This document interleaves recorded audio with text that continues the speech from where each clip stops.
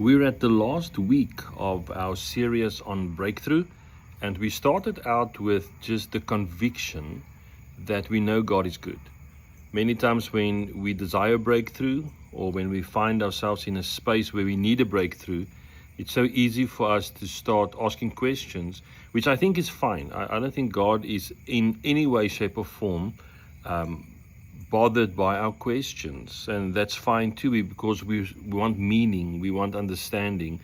But if we start to questioning the goodness of the Lord, I think that's where the problem comes in. So as a base or as a foundation, we started out with just know that God's good, things will work out, and that's our foundation. He's the same yesterday, today, and forever.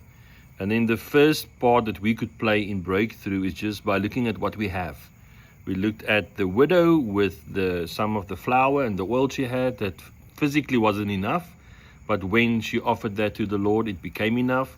The loaves and the fish physically wasn't enough, but when they offered that to the Lord, it became enough. So that was the first principle of what do we have in our house, and just make sure that we use that, because that could be enough, that we don't need to look for our breakthrough somewhere else. The second principle was often we just need to do the next logical thing. As Christians, I think sometimes in our desperate situation, we want desperate and magnificent and big answers, want an angel to show up.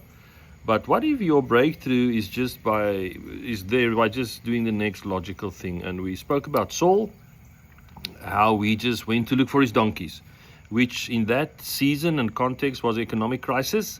His wealth walked away in terms of donkeys. And what's logic? You just go and you find your donkeys. And that actually led him to become king. And God prepared on the other side the prophet and said, tomorrow I'll send you somebody. So there's a lot of preparation that God does that we're not even aware of. And then this week, we're looking at a principle called, who's the people that you have, or the people that you know. And it's based on two stories, both in the scene of the triumphant entry, where the Lord sent some of his disciples. He said, go into the city, I need a donkey. And when you go into the city, you'll find a donkey being tied up, loosen it. If somebody asks you, tell them the Lord needs it. And then they gave it to him. So they were a people that God prepared. They had the donkey that Jesus needed. And so when the Lord went, or his disciples went, the provision was with that person or people that they had to ask for.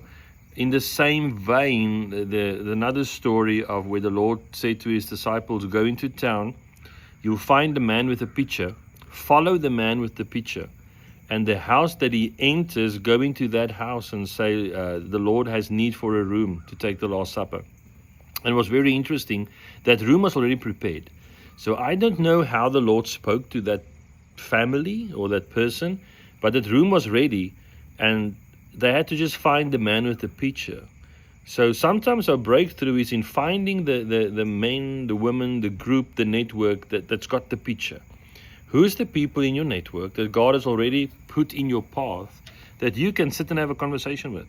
And please, this is not a can I borrow money from you conversation, because we do things in community. The Christian life is not based on individualism. It's based on community, and we do things together. And many times, that's why we employ people, because the whole vision is not just up to you. You need a different skill set. But are there people in community? It's not a begging thing. It's not just a money thing, but maybe it's wisdom, it's insight. It's somebody that knows somebody else that needs your product or your service. Or are there people in your community that you can go to that carries the picture? And that might be your breakthrough. So that's our principle for today, that you will, and the mandate for this week, that you would sit down and say, who are the people that I just need to talk to? Who are the people that might carry the picture? Who are the people that just might need to speak into my life, even if it's just encouragement? But you will find those people that you are in relationship with to just help you sustain through this time. So be blessed. May you have a great week. But let me go ahead and pray for you. Father, I thank you for the person on the other side of the screen. Lord, as we've been discussing breakthrough over the last 4 weeks, Lord, I don't know where people are at. I don't know where they find themselves, Lord. For those who feel hopeless and discouraged, Lord, I pray that they would be encouraged by the fact that God is on the throne, that you are their King, you are their Lord, and you are their Savior. And Lord, we have testimony upon testimony that you come through. Let them not give up, but Lord, let them find what they have in their house. Let them just offer that to you. And Father, may they just do the next logical thing. And this week, Lord, may they find the people in their network that they can go and sit down and just get encouragement from, or wisdom from, or insight from. Lord, show us the people with the picture, that we can follow them, because we know on the other side you have prepared a breakthrough for us. So I pray that in the name of Jesus. Amen. Be blessed.